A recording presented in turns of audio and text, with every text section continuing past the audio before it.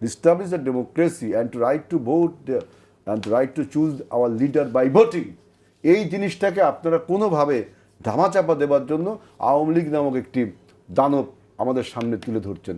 এই আওয়ামী লীগের দানব কিন্তু পরাজিত দানব, এই দানবকে নিয়ে এত কিছু কথা কর কোনো বিষয় নেই। উপদেষ্টা আসিফ মাহমুদ নিজেই কিন্তু একটি জায়গায় বলেছেন যাদের বিরুদ্ধে অভিযোগ নেই তারা নির্বাচনে আসতে পারেন। আওয়ামী লীগের কথা এখানে হচ্ছে আমাদের ধরেন শুধুমাত্র জুলাই হত্যাকাণ্ডের বিচার করলে হবে না, 15 বছরের যত রকমের অন্যায় জুলুম আছে, হত্যাকাণ্ড আছে, গুম খুন সন্ত্রাস আছে, দখলবাজি আছে, চাঁদাবাজি আছে, এবং ক্যাম্পাসে ক্যাম্পাসে যেই হলের মধ্যে যেই ধরনের দৌরাত্ম্য করা হয়েছে সেগুলো সব কয়টা মামলা হতে হবে। কিন্তু ধরো নির্বাচনের জন্য আওয়ামী লীগের লোকজনকে সাথে নিয়ে আবার তাদেরকে বিচারের কথা যখন বলা হচ্ছে তখন এটা কন্ট্রাডিক্ট করে। আজকে খুব মজার আলোচনা হচ্ছে যে আবার ফেরত আসতেছি আমরা, মানে বেশ ঘুরে ঘুরে ফেরত আসছি, যে ক্যাটাগরি ভাগের কথা যেটা এসেছিল, যে ক্যাটাগরি ভাগ করা, যে ক্যাটাগরি ভাগ করাটা আসলে সহজ হবে, এটা আমাদের পক্ষ থেকে যত না সম্ভব দুইটা জায়গা থেকে এটা সম্ভব হবে। এক হচ্ছে এটা আদালতের উপর ছেড়ে দেওয়া, কারণ আদালত এই জায়গাগুলো ডিল করার জন্য উপযুক্ত।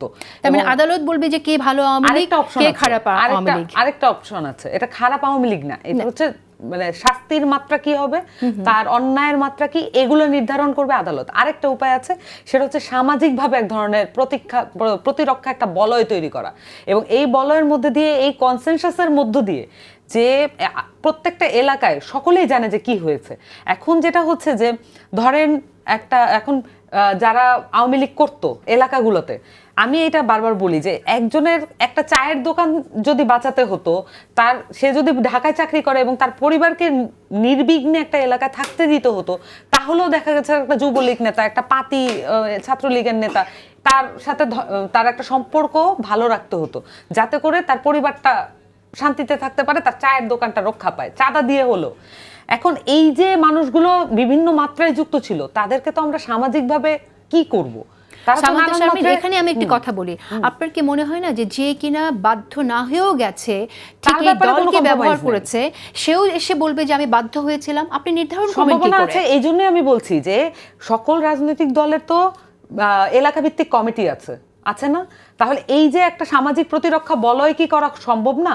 যদি আমি জেলা ভিত্তিক ধরি, উপজেলা ভিত্তিক ধরি, এটা যদি কনসেনসাস থাকে যে আমরা আওয়ামী লীগকে প্রতিহত করব, তাহলে কিন্তু একটা বলয় তৈরি করা সম্ভব। এখনো বৈষম্য বিরোধী ছাত্র আন্দোলনের অনেকে আছে, এবং এখন এই যে নাগরিক পার্টি কাজ করছে, নাগরিক কমিটিগুলো এখনো আছে, বিএনপির জেলা কমিটি আছে, ওয়ার্ড কমিটি পর্যন্ত আছে। তাহলে আমাদের কি একটা প্রতিরক্ষা বলয়, একটা যেটা আমরা আসলে এক্সপেক্ট করেছিলাম যে সরকারের পক্ষ থেকে, আমরা আগেও বলেছি যে একটা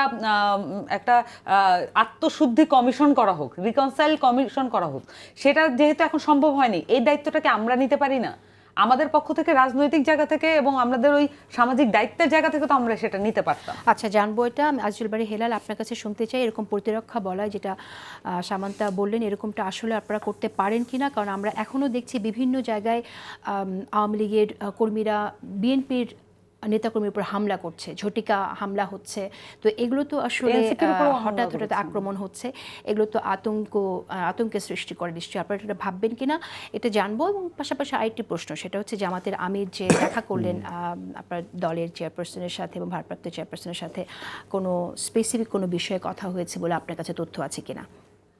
দেখেন, আওয়ামী লীগ এখন যে আতঙ্ক তৈরি বা আমরা কথাবার্তার মাধ্যমে করেছি, এটা একটা কাগজের বাগ এখন আওয়ামী লীগ। আর আওয়ামী লীগ নামটা আছে শুধু।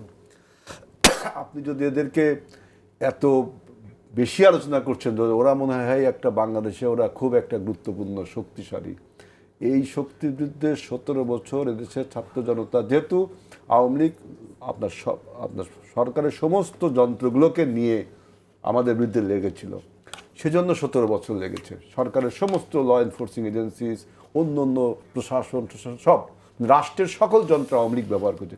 কিন্তু দল হিসেবে আওয়ামী লীগ একটা কাগজে বাগ ছিল, এটা আমরা বহুবার প্রমাণিত হয়েছে। মানুষ বলে যে আওয়ামী লীগ হলো আন্দোলনের দল। আমি একটা টেলিভিশন টক শোতে বলেছিলাম যে 49 সালে যে আওয়ামী লীগের জন্ম, সেই আওয়ামী লীগ শুধুমাত্র স্বাধীনতার বছরে, মানে 70 সাল পর্যন্ত তাদের যে আন্দোলন সংগ্রামের কথা আছে, 71-এর স্বাধীনতার পরে আওয়ামী লীগ আন্দোলন করেছে, এটা আপনি দেখাতে পারবেন না। বলবেন কি যে বিএনপি যখন ক্ষমতায় ছিল 1991 সালে এবং 2001 সালে, তখন আওয়ামী লীগ তো আন্দোলন করেছে, 1 মাস 1.5 মাসের আন্দোলন করেছে। প্রত্যেকটা আন্দোলন দেখবেন, আর তখন প্রত্যেকটা আন্দোলনের পিছনে একটা কনস্পিরেসি ছিল। আপনি 2001 সালের ওই যে সৎ মানুষের খোঁজে, তারপরে আপনার এই আমাদের বিভিন্ন বিদেশি দেশি ষড়যন্ত্র, 96 সালে এরকম, এই দুইটা ওরা 1 মাস 2 মাস মিছিল মিটিং করেছে। এই হলো আওয়ামী লীগের ইতিহাস আপনার 70-এর পরে। আর বিএনপি দেখেন আপনি যে পুরো এর সাথে 9 বছর টানা আমরা আন্দোলন করেছি, এবং হাসিনার 17 বছর, এবং আবার 6 বছর ওই যে 96 সালে।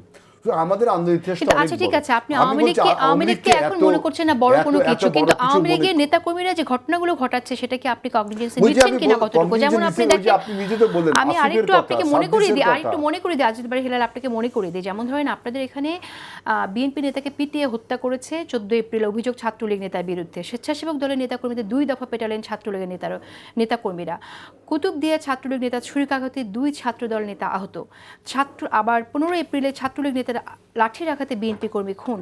তো আপনারা এই দলকে মোকাবেলা করবেন না রাজনৈতিকভাবে? তাহলে এই ঘটনাগুলো রাজনৈতিকভাবে তো তো ঘটতেই মোকাবেলা থাকবে। করা তো হচ্ছে, কিন্তু আপনারা আপনারা যেভাবে বলছেন যে আওয়ামী লীগ আবার ফিরে আসবে, ফিরে আওয়ামী লীগ আসবে এই এটা করবে, বলিনি সেই করবে, আমরা। আমার মনে হয় এই সমস্ত কথাবার্তা আমি মনে করি যে আমাদের যে মূল লক্ষ্য, যে to establish the democracy, to reestablish, not to reestablish the democracy and to right to vote and to right to choose our leader by voting, এই জিনিসটাকে আপনারা কোনোভাবে ধামাচাপা দেওয়ার জন্য আওয়ামী লীগ নামক একটি দানব আমাদের সামনে তুলে ধরছেন। এই আওয়ামী লীগের দানব কিন্তু পরাজিত দানব। এই দানবকে নিয়ে এত কিছু কথা কর কোনো বিষয় নেই।